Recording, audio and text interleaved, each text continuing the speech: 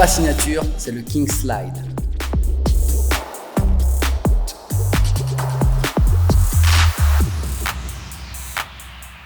Je suis danseur professionnel depuis à peu près un peu plus de 20 ans.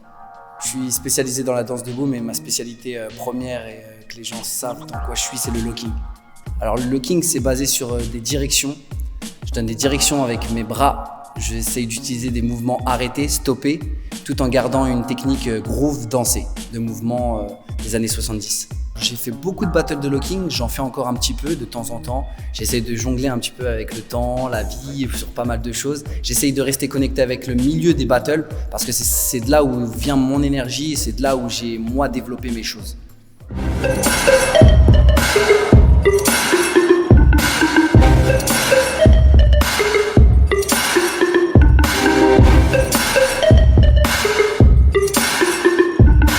Alors le locking, ça a une histoire très afro-américaine.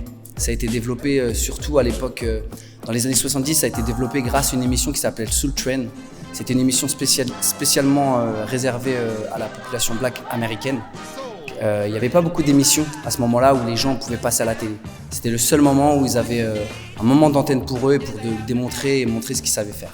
Et je me suis rapproché de cette danse naturellement. En plus, la première personne qui m'a formé, il pratique le jazz rock. Donc c'est vraiment côtoyer ces mêmes musiques, ces mêmes styles de danse.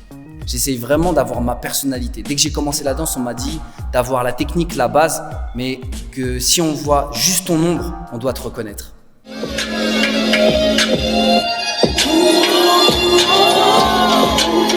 Pas signature, tout le monde sait et reconnaît dès que je le fais, c'est le King Slide.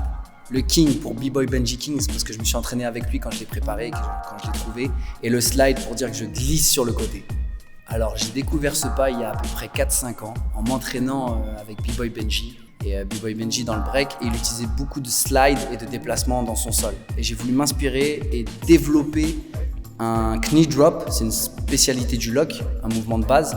Donc j'ai commencé à aller vers le sol, j'ai créé justement une construction comme un Tetris, un tutting.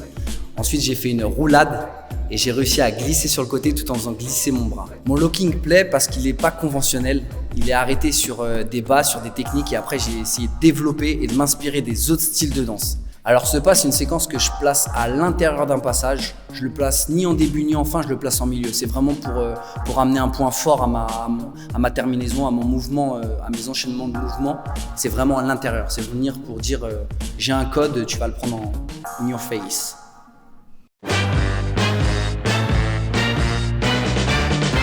Alors pour ce mouvement spécifique appelé le King Slide, j'utilise 4 étapes importantes. La première étape, c'est le knee drop, mouvement spécifique du lock, qui est une tombée genou comme une grenouille avec les deux bras posés devant. Le knee drop est une tombée au sol, mais qui nous permet tout de suite de pouvoir remonter avec l'énergie du mouvement. Mais pour ma part, je reste au sol. La deuxième étape de mon mouvement, c'est la construction avec les bras en 3 temps. Ma première étape est je pose les coudes au sol. Deuxième étape, j'entre les avant-bras à l'intérieur. Troisième étape de mon mouvement est la roulade sur le dos. J'effectue une roulade sur le côté gauche qui me permet de mettre de l'énergie dans mon mouvement pour pouvoir propulser et glisser à gauche, tout en gardant mon knee drop, position des genoux axés au sol, ainsi que mes bras dans une direction similaire. Alors pour ce mouvement, les principaux atouts sont l'énergie, la propulsion et la propreté d'exécution.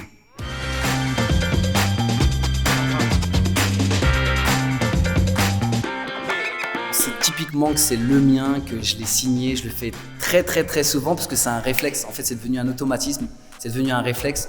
Donc je le fais très souvent et les gens savent que c'est le mien qui me colle à la peau.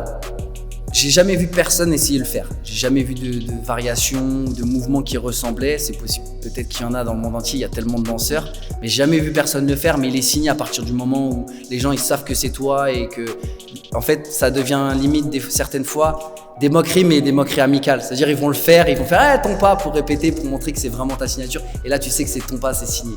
Il t'appartient, c'est à toi, quoi qu'il arrive.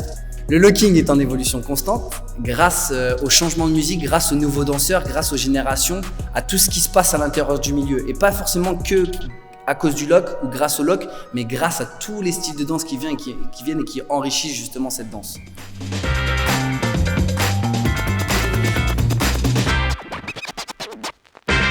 Move Radio, Hip Hop Nation.